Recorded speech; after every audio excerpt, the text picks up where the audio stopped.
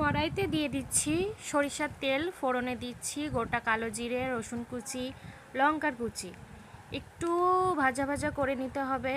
এরপর কুচি করা বেগুনগুলো দিয়ে দিচ্ছি। এখন দিয়ে দেব লবণ। লবণ দেওয়ার পরে এখন দিচ্ছি হলুদ, লঙ্কার গুঁড়ো। কি যে খেতে এই বেগুন ভাজা, সত্যি আপনারাও বাড়িতে এইভাবে ট্রাই করবেন, খুব ভালো লাগে খেতে। আমি তো খুবই পছন্দ করি, আমাদের বাড়ির সকলে পছন্দ করে।